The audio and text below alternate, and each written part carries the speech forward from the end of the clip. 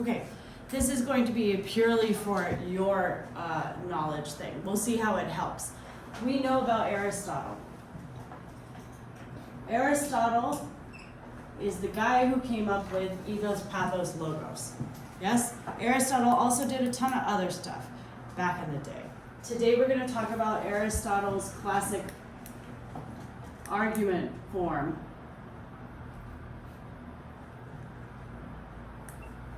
Okay? I am going to use the old Greek words, unfortunately for you.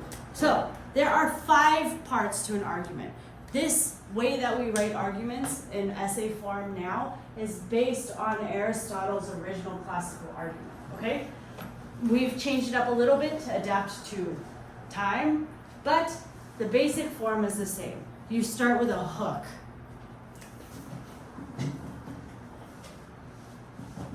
Exordium. Okay? This is what we now commonly call the introduction or the hook.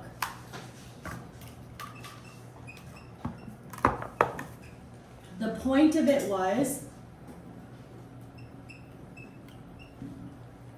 set a tone,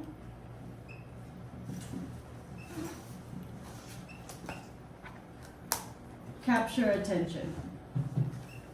The reason why we had the hook makes sense in ancient Greek culture. When you were living in Athens and you were a smart person, a teacher, you would stand on the street and you would just start talking like a busker. Except instead of singing music at people with your guitar, you would be trying to hook them in with your language. Yes? So you had to have a hook. Why stop and listen to me?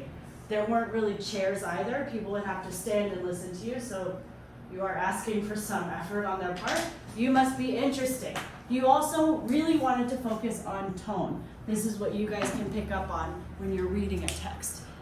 The opening, like of a news article or Martha Stewart's Guide to Cleaning Stuff, it sets a tone, right? What that tone is up for us to determine. That's exordium. Okay, then narratio.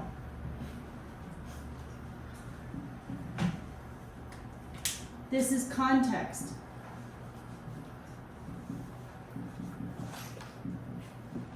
We don't do a ton of context in Japan. Japan is considered a low context culture.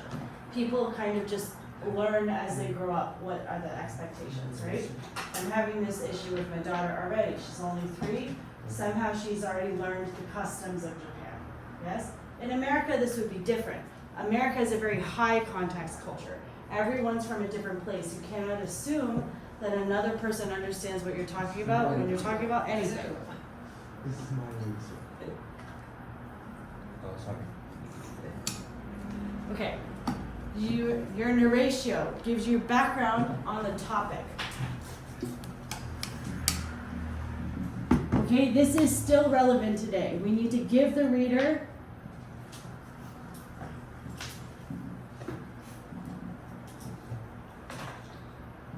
enough information to follow your argument.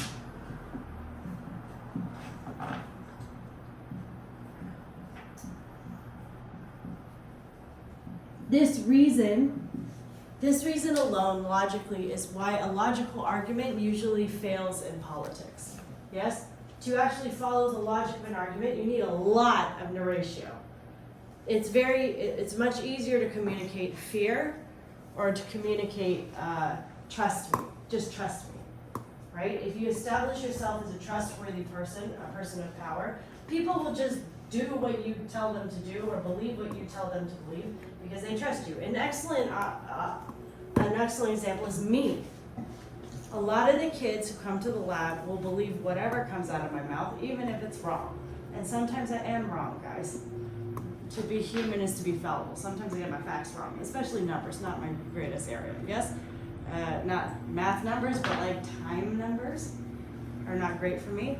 But you would be hard pressed to find a 5th grader here that doesn't believe everything that comes out of our mouth, except for Joshua. Joshua's always been on me, which is fine.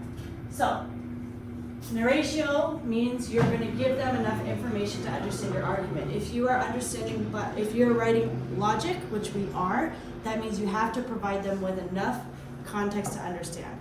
Then we're going to talk about our pieces. These are the key pieces today. Proposito and partitio. Proposito. Partitio. I'm pronouncing this like it's Italian, so if I'm wrong because it's not Italian, it's Greek.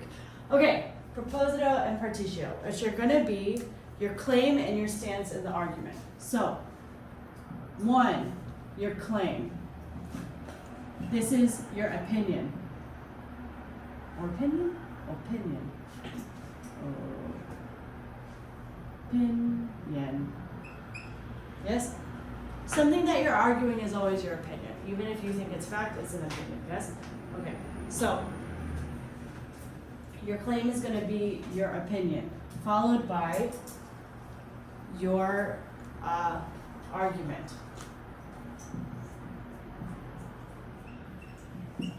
And this is where I think we start getting confused if you grow up in this country. The one after it. Confirmatio,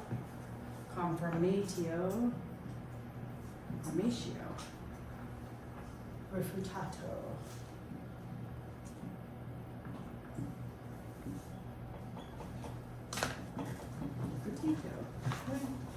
Okay.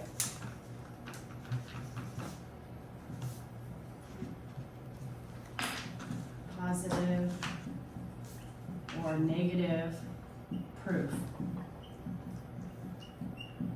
Okay? So, we make our claim. This is going to be like our topic sentence. Okay? Then you have to make an argument. How does it work? And then you're going to provide positive and negative proofs. Our positive and negative proofs are our evidence. Yes? So you do make a basic claim. Yes? This author uses literary devices to affect people's emotions, would be a claim. Then you're going to have to explain exactly how. Positive proof and your argument, yes? In modern times, we've adapted this. We've kind of shifted it from middle school and high school. We expect you to do the modern interpretation. The modern interpretation is to, 1, make your claim, what your opinion is, what you think is true. 2, remind the reader of the context, the relevant context, right?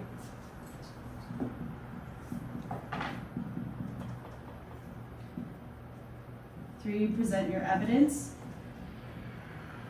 And then 4, connect it, your claim.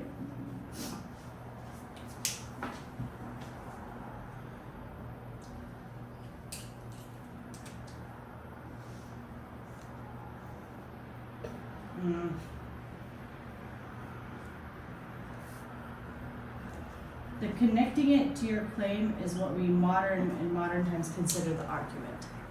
Yes? So we've changed the order a little bit. This is a very ancient Greek thing. You say your opinion, you say why you think your opinion is true, this is how I feel, and then you just start listing, this is a reason in this situation, in this situation. Yes? We have since realized as modern people that a lot of things that the ancient Greeks took as like absolute fact were in fact not true, right? The existence of multiple gods, questionable. How certain types of science worked, also questionable. So they were basically working on observation. They would see something, they would make a conclusion from it. Were they always right? No. This is the same weakness we have today. Then, at the end of this line, we would have peroratio. Peroratio is a conclusion call to action.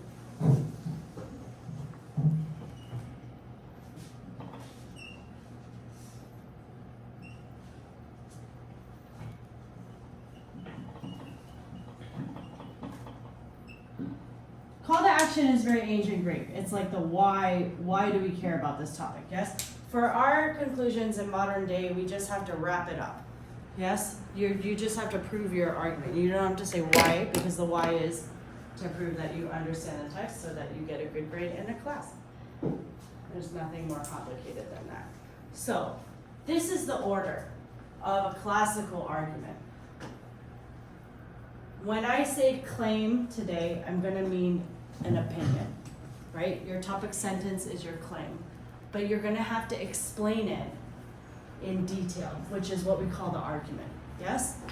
So like a claim in ancient Greece would be man is, well, not in ancient Greece, but let's say like, to be a good man is to be a lawful man, okay? To be a good person is to follow the law, would be a claim. But then specifically, they would have to explain what that means. What law are they talking about?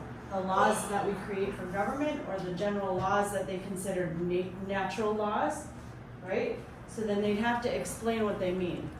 An argument is an explain what you mean kind of thing. Okay, with that being said, that is the meat of the argument today. We are gonna start working on the outline today. Yes? The paraphrasing activity was to help us with the outline, because you will need to paraphrase pretty aggressively for this